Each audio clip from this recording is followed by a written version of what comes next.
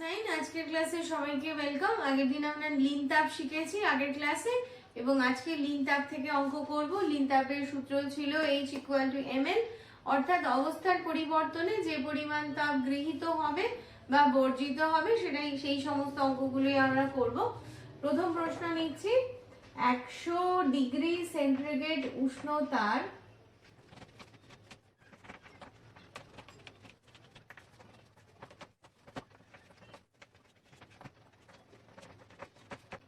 তাহলে প্রশ্নতে দেওয়া আছে 100 ডিগ্রি সেন্টিগ্রেড উষ্ণতার 100 গ্রাম জলকে ফুটিয়ে সম্পূর্ণরূপে বাষ্পে পরিণত করতে কত তাপ লাগবে।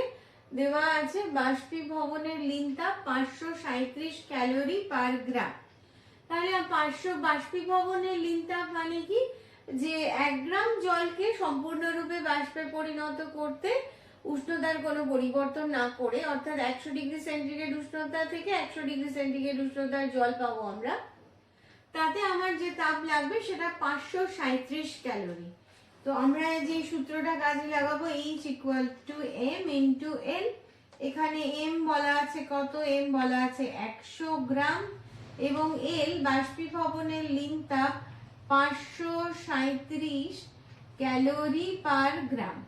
তো এই দুটো বসালে আমরা যেটা পাবো এটা পার গ্রাম দিয়ে গ্রাম গ্রাম কেটে যাবে, 53700 ক্যালোরি এই পরিমাণ তাপ লাগবে। এটাকে আমরা এইভাবেও করতে পারতাম যে 100 ডিগ্রি সেন্টিগ্রেড উষ্ণতার 1 গ্রাম জলকে বাষ্পে পরিণত করতে 537 ক্যালোরি তাপ লাগবে, তাহলে 100 গ্রাম জলকে ঐকিক নিয়মে তাপ পরিণত করতে কত তাপ লাগবে দিয়ে 53700 তাপ লাগবে।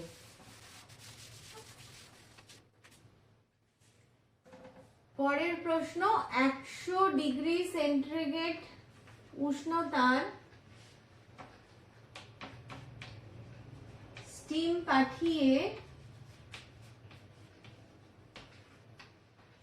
100 গ্রাম জলের উষ্ণতা 24 ডিগ্রি সেন্টিগ্রেড থেকে বৃদ্ধি করে 90 ডিগ্রি সেন্টিগ্রেড করতে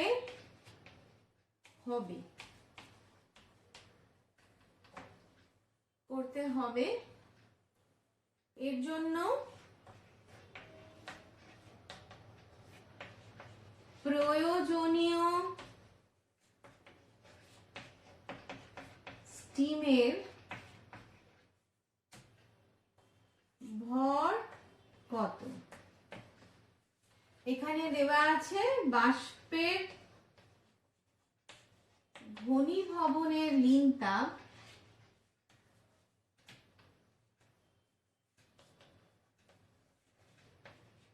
কত, 537 ক্যালোরি পার গ্রাম। তাহলে প্রশ্নটা আমাকে মুছে দিতে হবে, প্রশ্নটা ভালো করে পড়ো এবং তোমরা নিজেরা খাতায় লিখে রাখো, ইনফরমেশন গুলো আমাদের লাগবে। 100 ডিগ্রি সেন্টিগ্রেড উষ্ণতার স্টিম পাঠাচ্ছি, তাতে 100 গ্রাম জলের উষ্ণতা 24 ডিগ্রি সেন্টিগ্রেড থেকে 90 ডিগ্রি সেন্টিগ্রেড পর্যন্ত বাড়াতে হবে। কতটা পরিমাণ স্টিম নিয়েছি তার ভরটা বলা নেই, সেটা আমাকে নির্ণয় করতে হবে। তো এক্ষেত্রে অঙ্কটা ভালো করে দেখো যে স্টিম যে তাপ বর্জন করবে তাই দিয়ে 100 গ্রাম জলের উষ্ণতা 24 ডিগ্রি সেন্টিগ্রেড থেকে 90 ডিগ্রি সেন্টিগ্রেড হবে। তো এক্ষেত্রে যে তাপটা প্রয়োজন হলো সেই তাপটাকে H1 ধরলাম এবং সেই ক্যালকুলেশনটা আগে করে নিই। তাহলে 100 গ্রাম জল আর জলের আপেক্ষিক তাপ 1, তাই লিখলাম না, MST সূত্র কাজে লাগাচ্ছি। এক্ষেত্রে 90 থেকে 24 ডিগ্রি করলাম, করতে যে তাপ প্রয়োজন হলো সেটা হলো এই সূত্রটা MsT2 - T1। এই পরিমাণ তাপ দিয়ে 100 গ্রাম জলের উষ্ণতা 24 ডিগ্রি সেন্টিগ্রেড থেকে 90 ডিগ্রি সেন্টিগ্রেড হলো। কিন্তু এই তাপটাই পাবে কোথা থেকে, এই তাপটা পাবে এই 100 ডিগ্রি সেন্টিগ্রেড উষ্ণতার স্টিম যে তাপ বর্জন করবে সেখান থেকে। তো 100 ডিগ্রি সেন্টিগ্রেড উষ্ণতার স্টিম প্রথমে 100 ডিগ্রি সেন্টিগ্রেড উষ্ণতার জলে পরিণত হবে এবং এই ঘনীভবনে যে তাপ প্রয়োজন হবে সেটা আমরা এইখান থেকে ক্যালকুলেট করব, m ইন্টু এল করে, m জানি না, m ধরে নেব, এবং তারপর সেই জলের উষ্ণতাটা নেমে এসেছে 90 ডিগ্রি সেন্টিগ্রেডে। তো দুবার তাপ বর্জন করবে এবং সেই তাপটা গ্রহণ করে এই 100 গ্রাম জলের উষ্ণতা বৃদ্ধি পাবে। এবার তাহলে প্রশ্নটা মুছে দিচ্ছি, মুছে দিয়ে বাকি ক্যালকুলেশনটা আমরা করব।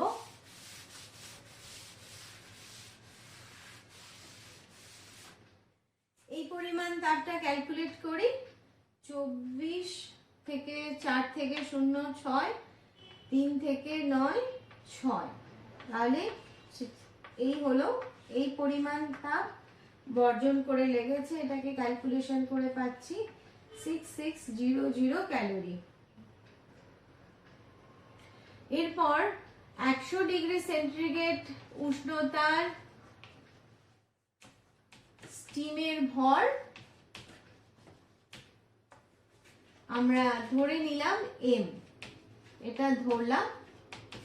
তাহলে এই m গ্রাম স্টিমের উষ্ণতা 100 গ্রাম, এবং এখান থেকে 100 ডিগ্রি সেন্টিগ্রেড উষ্ণতার যদি জলে পরিণত হয় তাতে যে পরিমাণ তাপ বর্জিত হবে সেটা H2 ধরলাম।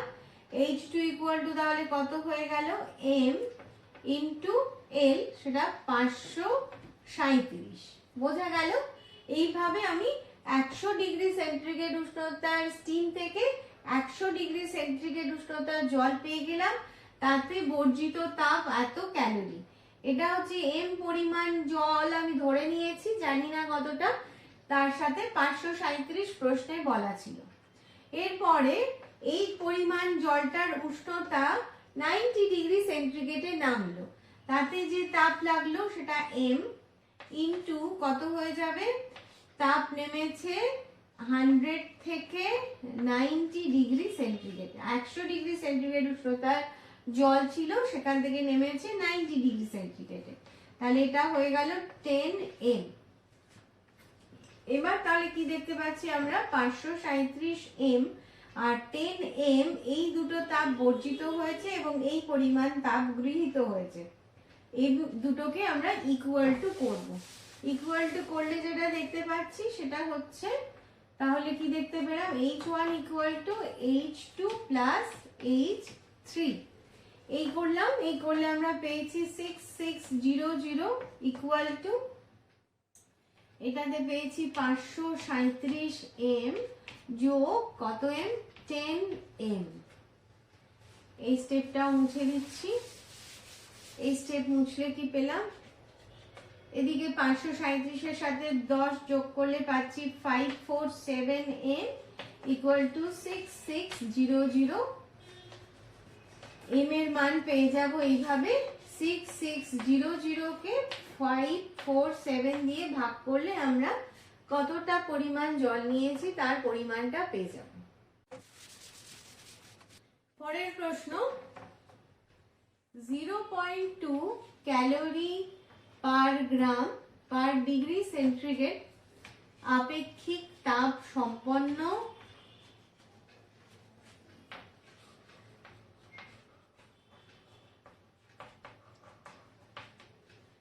একটি 10 ডিগ্রি সেন্টিগ্রেড উষ্ণতার কিছু তরলের সঙ্গে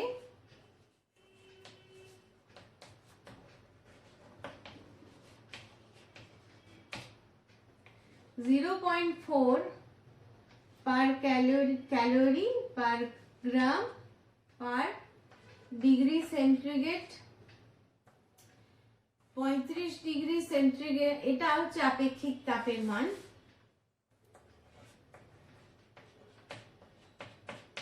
আপেক্ষিক তাপ সম্পন্ন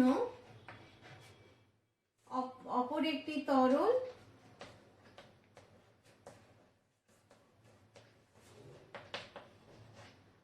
যার উষ্ণতা 35 ডিগ্রি সেন্টিগ্রেড,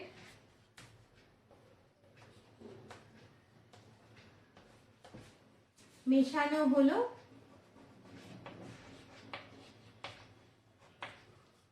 মিশ্রণের অন্তিম উষ্ণতা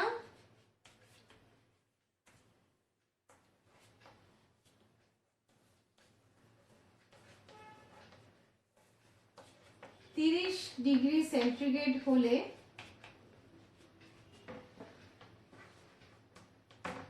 তরল দুটির ভরের অনুপাত কত?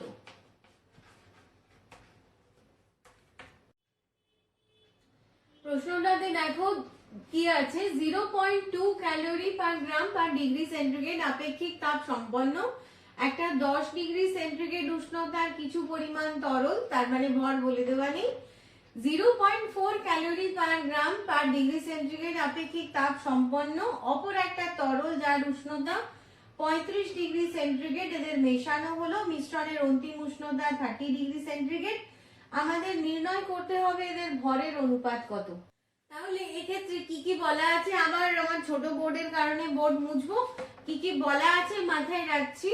এটা আপেক্ষিক তাপ, একটা তরল, এর ভর আমরা ধরে নেব, এর উষ্ণতা 10 ডিগ্রি সেলসিয়াস, আরেকটা তরল আছে 0.4 পার ক্যালোরি পার গ্রাম ডিগ্রি সেন্টিগ্রেড, এর উষ্ণতা 35 ডিগ্রি সেন্টিগ্রেড, অন্তিম উষ্ণতা 30 ডিগ্রি সেন্টিগ্রেড। তাহলে এটা লিঙ্ক তাপের অঙ্ক নয়, এটা হচ্ছে ক্যালোরি নীতির মূল নীতির অঙ্ক, যেখানে গৃহীত তাপ ইকুয়াল টু বর্জিত তাপ, এই সূত্রটা কাজে লাগালেই হবে। তো কি কি আমাদের বলা আছে সেগুলো আগে লিখে রাখি। এক প্রথম তরল, তার ক্ষেত্রে আমরা ধরে নিলাম ভর m1, আপেক্ষিক তাপ ইকুয়াল টু কত বলা আছে, 0.2 calorie per gram per degree centigrade.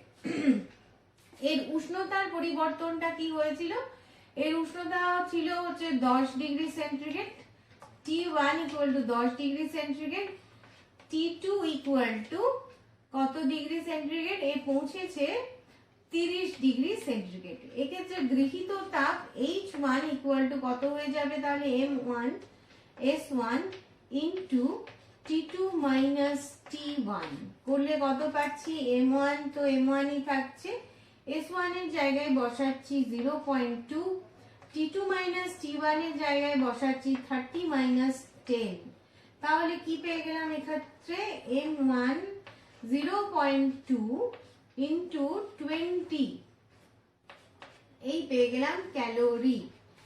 এবার আরেকটা তরল যে বলা ছিল তার ক্ষেত্রে H2 তাপ, ভর M2, আপেক্ষিক তাপ কত বলা ছিল 0.4, আর উষ্ণতার পরিবর্তন যেটা হলো সেটা হচ্ছে 35 ডিগ্রি থেকে 30 ডিগ্রিতে নেমে এসেছিল।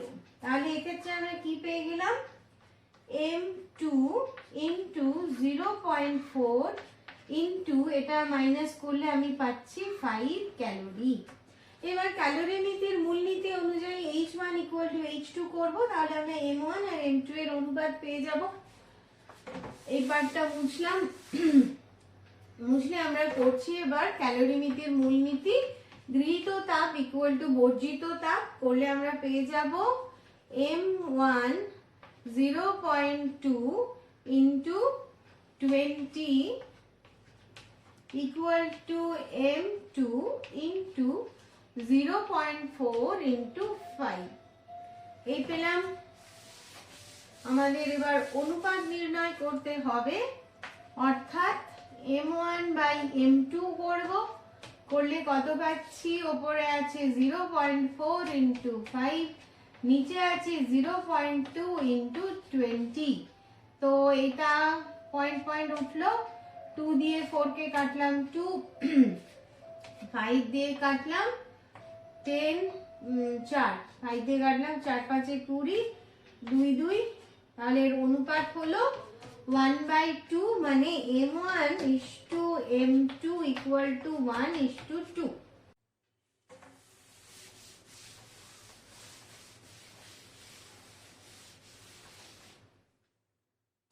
এবারের অঙ্ক, 30 ডিগ্রি সেন্টিগ্রেড উষ্ণতার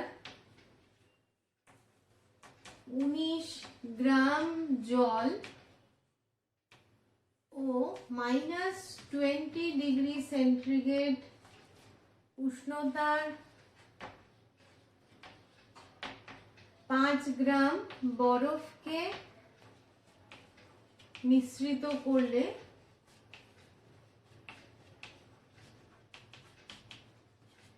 মিশ্রণের উষ্ণতা কত হবে?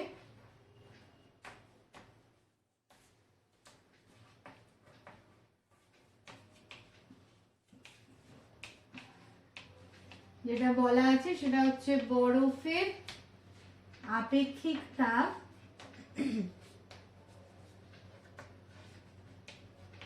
0.5 calorie per gram per degree centigrade.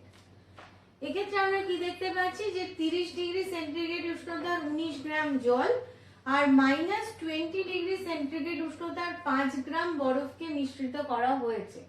এবার প্রথমে আমরা দেখে নেব যে এই 5 গ্রাম বরফকে -20 ডিগ্রি সেন্টিগ্রেড থেকে 0 ডিগ্রি সেন্টিগ্রেড উষ্ণতায় পৌঁছতে কত তাপ লাগবে। তার কারণ 0 ডিগ্রি সেন্টিগ্রেড উষ্ণতায় না পৌঁছলে তো সে গলবে না, কাজে এই পরিমাণ উষ্ণতাটা দেখে নিচ্ছি। এখানে এমএসটি সূত্র, তাহলে 5 গ্রাম বরফ আপেক্ষিক তাপ 0.5 আর 0 থেকে -20, এই পার্থক্যটা হয়েছে, তার মানে 20 ডিগ্রি সেন্টিগ্রেড বেড়েছে। 0.5 ইন্টু 20 ক্যালোরি তাপ লেগেছে। এটা করলে আমরা দেখতে পাচ্ছি 5 5 25 ইন্টু 2 50 ক্যালোরি তাপ লেগেছে। এরপর 0 ডিগ্রি সেন্টিগ্রেড উষ্ণতায় পৌঁছালাম। 0 ডিগ্রি সেন্টিগ্রেড উষ্ণতায় পৌঁছানোর জন্য আমাদের সূত্র MS/T2 - T1, এই অবধি পৌঁছালাম। এরপর H2 অর্থাৎ 0 ডিগ্রি সেন্টিগ্রেড উষ্ণতায় পৌঁছে বরফ পরিণত হবে জলে, তাতে যে তাপ লাগবে সেটা হয়ে যাবে 5 ইন্টু 80। বরফের গলনের লিন তাপ কত হয়ে যাবে? 5 ইন্টু 80 হয়ে যাবে। 80 বরফের গলনের লিন তাপ, 5 গ্রাম বরফকে জলে পরিণত করছি, তাই জন্য 5 ইন্টু 80 করলাম, করলে পেলাম 400 ক্যালোরি।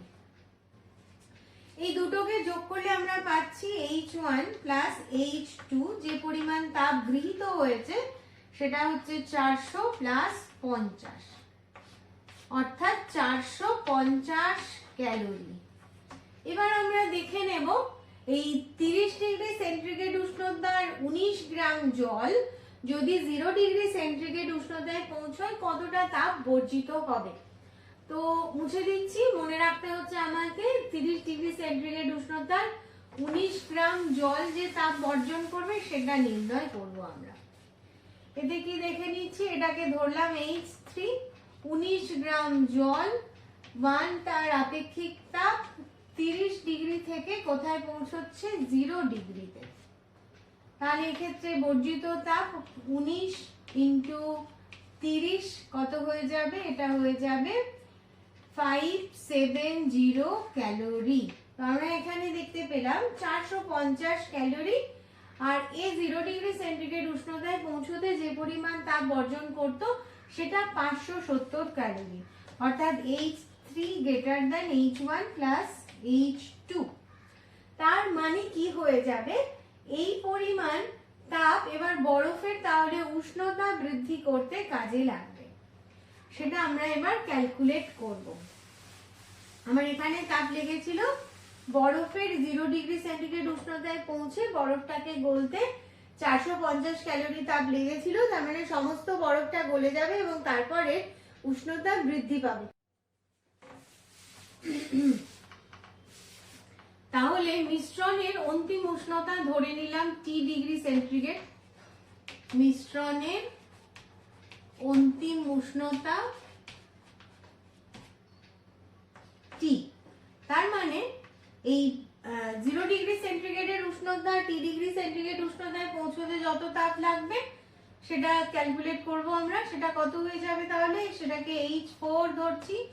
H4 ইকুয়াল টু হয়ে যাবে M কত বলা আছে 5 গ্রাম, জলে পরিণত হয়েছে আপেক্ষিক তাপ 0 ডিগ্রি সেন্টিগ্রেড উষ্ণতাতে T থেকে পৌঁছেছে, তাহলে 5T ক্যালোরি।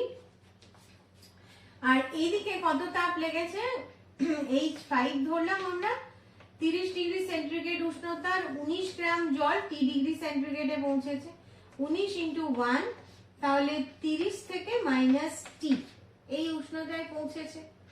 এই দুটোকে এবার আমরা সমান করব। তাহলে আমরা কি দেখতে পাচ্ছি, 19 into 30 minus T equal to 5t plus এই 450 যে আমরা ক্যালকুলেশন করেছিলাম সেটা। এই সব এই পরিমাণ তাপ বর্জন হয়েছে আর এই পরিমাণ তাপ গৃহীত হয়েছে। এবার এটাতে কি পাচ্ছি, 570 minus 19t equal to 5t plus 450।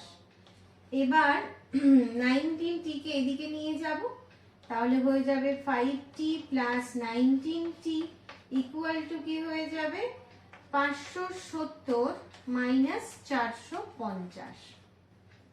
এবার ক্যালকুলেশন করব আমরা, এটা হয়ে যাবে 24t ইকুয়াল টু 0021 120